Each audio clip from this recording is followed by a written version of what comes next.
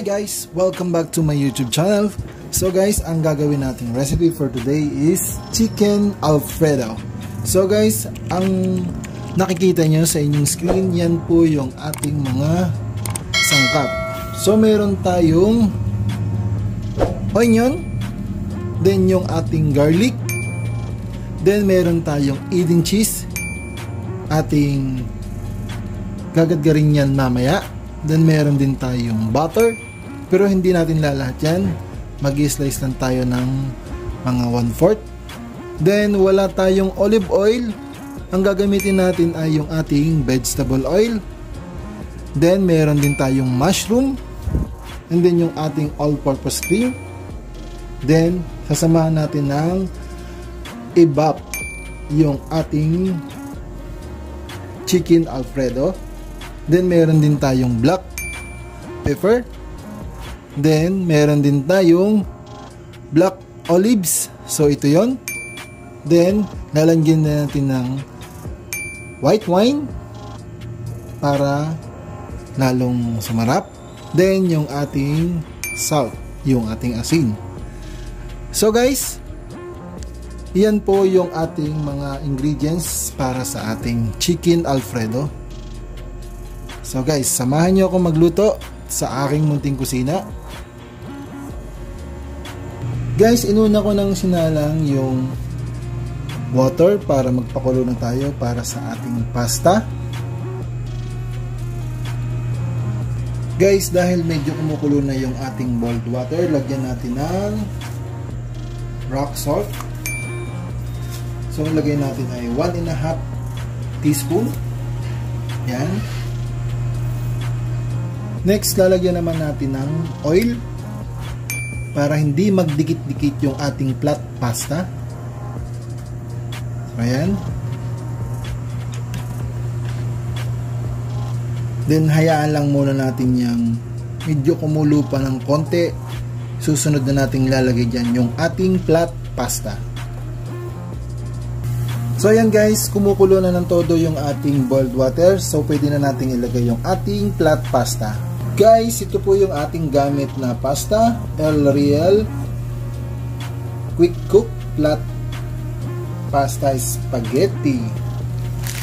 So, ilalagay na natin yung ating flat pasta.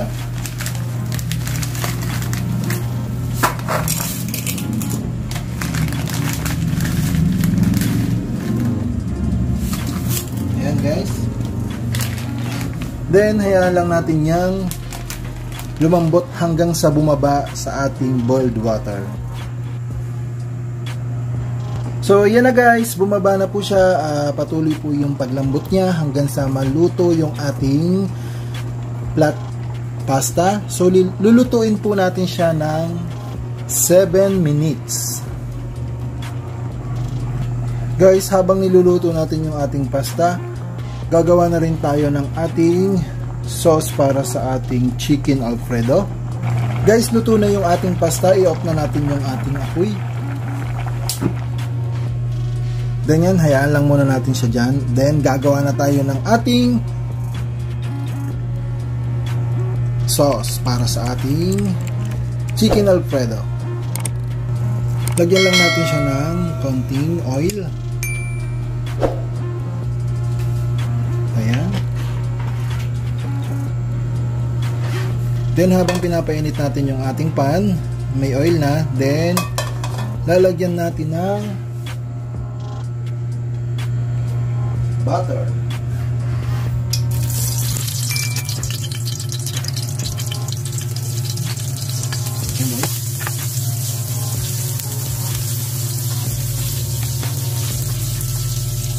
Next natin ilalagay dyan yung ating onion.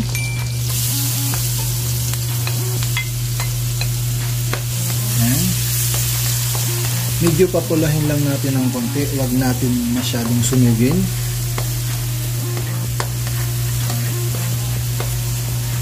Then yung ating garlic.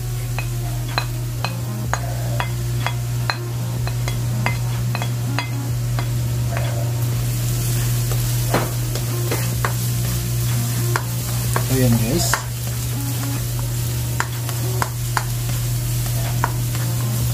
marami tayong nalagay na garlic para lalong sumarap yung ating chicken alfredo. So ayan guys, ang next natin ilalagay dito ay yung ating chicken. Guys, yung ating chicken niyan ay tinimplahan ko na ng konting asin at saka yung ating pamintang durog. So igisa na natin yan.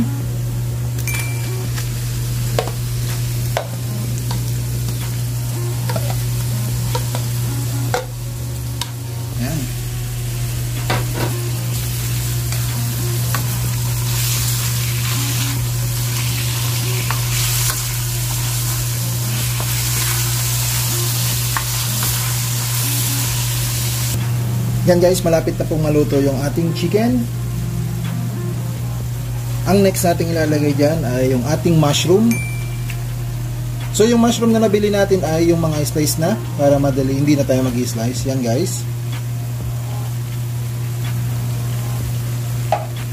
Then mix lang natin ulit.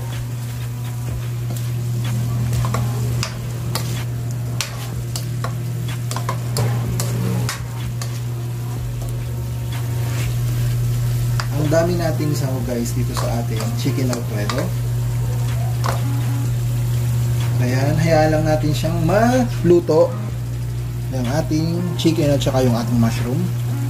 Guys, ang next nating ilalagay dyan yung ating all-purpose cream.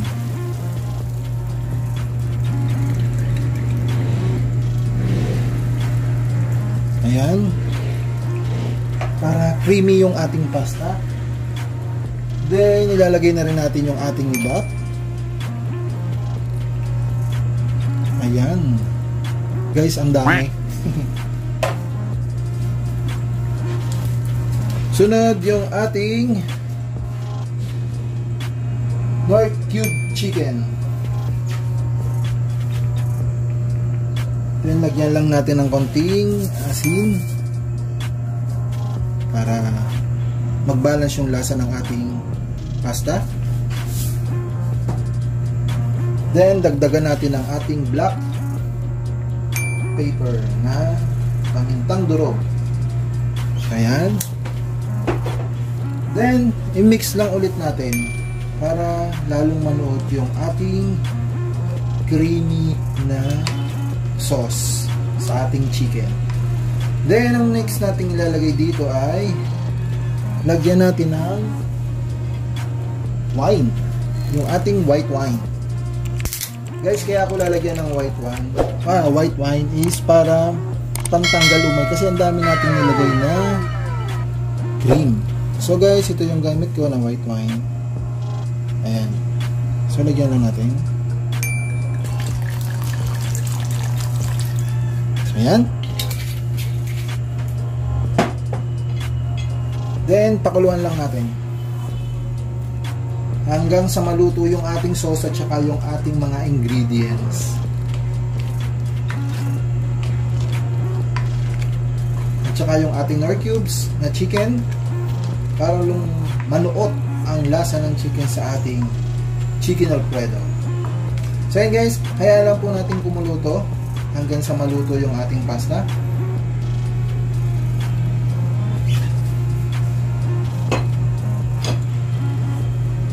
Guys, bago mahuli lahat, lalagyan po natin ng cheese.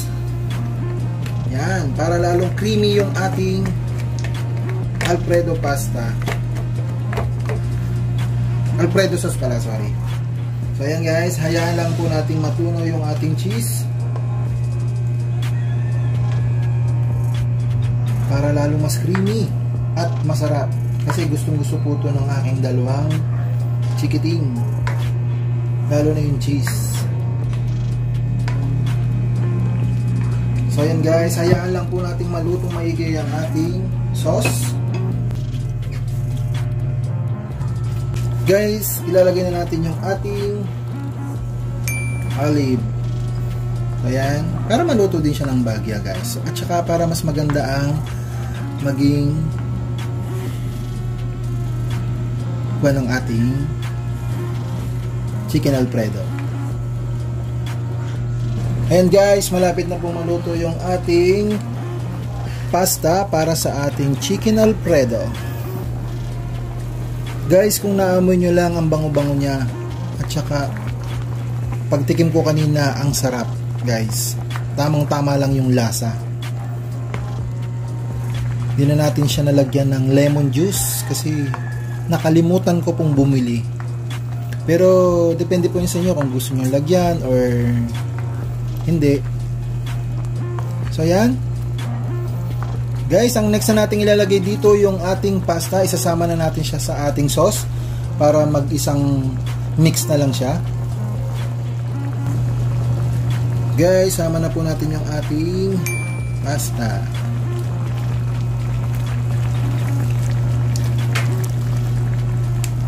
Aray, nainit po siya.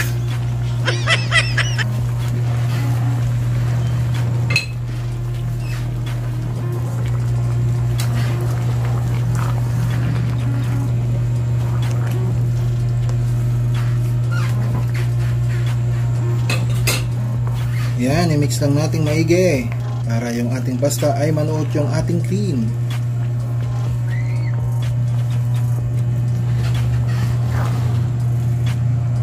Guys, yan na, naisama na natin lahat yung ating pasta sa ating sauce. So yan, haluin lang natin maigi para manuot yung ating sauce sa ating pasta guys.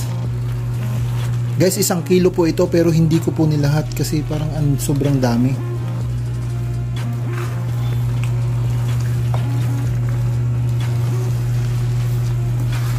Ito na po yung ating chicken alfredo.